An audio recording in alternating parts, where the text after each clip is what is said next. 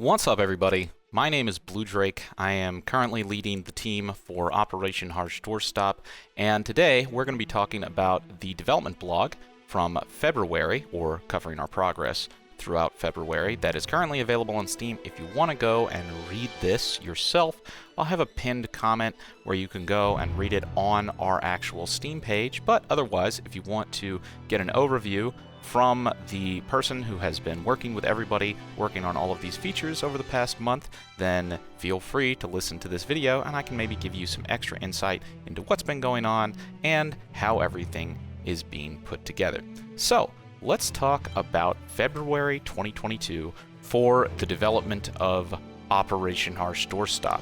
Now, this has actually been a big month for us because this is the final month prior to our release of the single-player demo on Steam. And this is actually going to be the first completely free, completely public version of the game that everybody's going to be able to play. Now, this is essentially going to be the full game as we have completed it so far, minus the multiplayer server browser. So basically everything that we have done so far, all of the progress that we have made so far on the development of the game is going to be in this demo, minus the multiplayer server browser.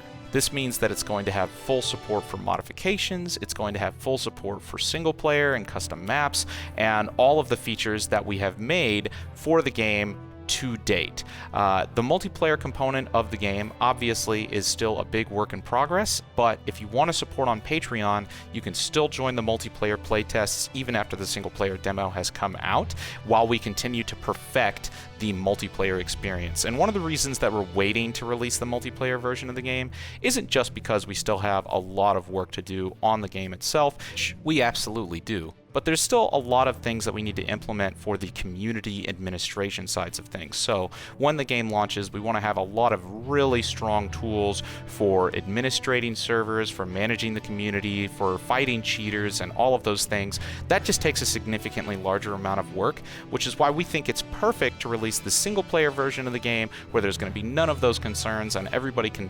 experience everything that we've made so far, but without having to deal with a probably very unruly multiplayer community if we were to release multiplayer without some of the administration tools and community management tools that we're going to be developing as well.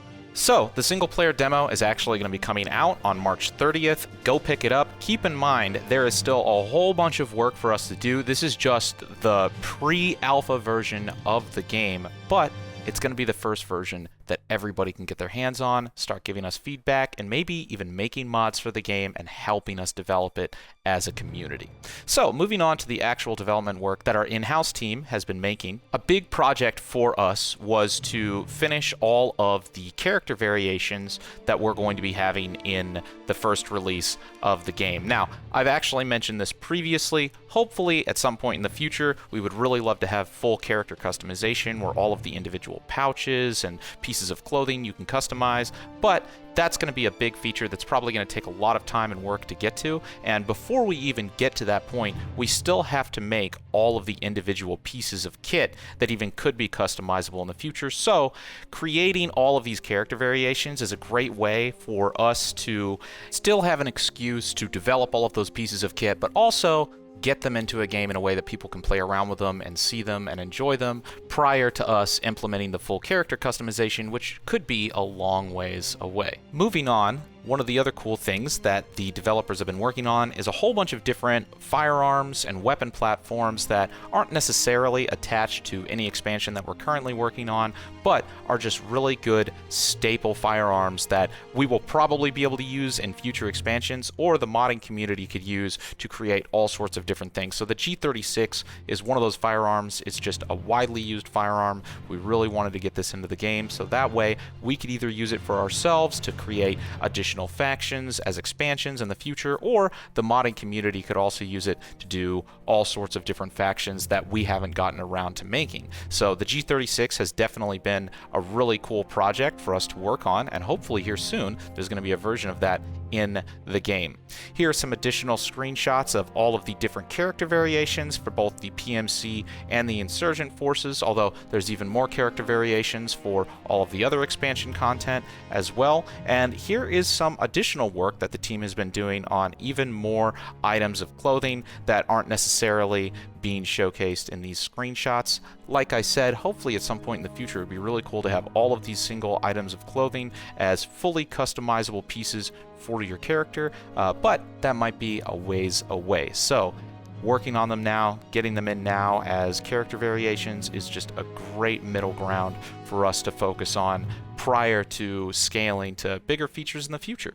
And then moving on past that, we're going to be talking about the ongoing level design work. I hope you guys have actually seen some of the work that I have been doing covering the modifications that people have been uploading. Some of the modifications are utilizing marketplace assets from the Unreal Engine 4 marketplace, where people are taking mega scans and photo scans of real-world environments and putting them into Operation Harsh Doorstop, and you can see how photorealistic environments inside of Operation Harsh Doorstop is entirely possible. I think sometimes that's something that people don't really understand. There is complete support in the game right now, because it uses Unreal Engine to support photorealistic environments. It's just a matter of the source material. So what we've been working on is improving our source material, getting better environment assets, upgrading our native library of assets, so that way people won't have to utilize marketplace assets to create photorealistic maps in Operation Harsh Doorstop. That would be absolutely awesome. So that's a big focus for us going forward, and I think you'll see from a lot of the updates to Monte Cassino and Rosala, we've really been upping the ante when it comes to creating better and better assets for those maps. Beyond that, there are other smaller details that we've been working on just to add more life to the game. Monte Cassino has a little bit of a wind effect for the grass and the foliage that just makes it look a little bit cooler. Little things like that are just little details that we're going to be continuously adding throughout the game as time goes on, that people will also hopefully be able to use in their own mods and maps and creations for the game.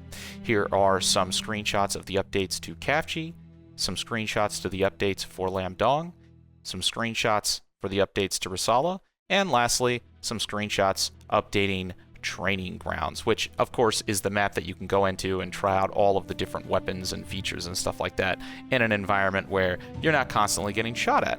Moving on, some additional updates to our optics. I know a lot of people have been asking when we're going to be implementing picture-in-picture optics. We're hoping to make that an optional setting for players, but there's lots of little details that the team has still been implementing for the current version of optics, such as this chromatic aberration for the inner optic itself. And little things like this will also be things that can be applied to the optics when the picture-in-picture variants are available to the community as well. So little stuff like that that is really going to future-proof the game and just add those tiny details that make everything more immersive. And speaking of little details that make things more immersive, we've had some people working on new bullet casings for the ejection particle effects on a lot of our weapons. And lastly, we can go over some of the long-term work-in-progress features that once the single-player demo is out and we've spent hopefully at least a couple of months polishing up the experience and making it really, really solid, we can start diving deeper into the vehicle implementation and also expanding the functionality of the AI and the bots for both single-player and multiplayer. Obviously, for the single-player demo, we wanted to spend a lot of time getting the AI really playable and really fun. Not perfect, mind you, and there's still a lot of room for improvement, but the current iteration for the AI that's going to be in the single player demo, I think they're really fun to fight against, and I think they showcase how we could even expand them in the future to make them more complex and more enjoyable to play with, or possibly even command on the battlefield. And before we wrap up this development blog, we can talk about the massive overhaul of the user interface for the launch of the single-player version of the game. Obviously, when we put the game out there and it's the first public version that everybody can experience, we wanted the first impression for the user interface to be top-notch. So we spent a lot of time overhauling the user interface for the game, making it look much better, making it look much cleaner, and adding in a whole bunch of functionality, which we will only expand as time goes on. So now you can actually set the ticket counts, you can set the bot count, counts, and you can even change the factions that you're fighting for every single map in the game. Of course, as time goes on, we want to expand this even further and just have a huge amount of customizability for all of the different single-player maps and add in additional game modes that you can choose and configure for all of the theaters of war.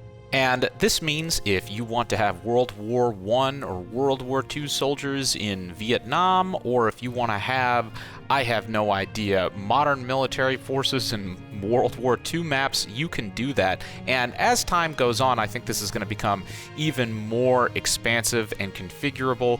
Eventually, we would even love to get to a point where it's as customizable as something like Arma or beyond, where not only can you configure the factions, but maybe even the weapons, or if you have mods loaded, you could actually load in modded factions. I mean, imagine if you could take Warhammer 40k troops and put them on a World War I map.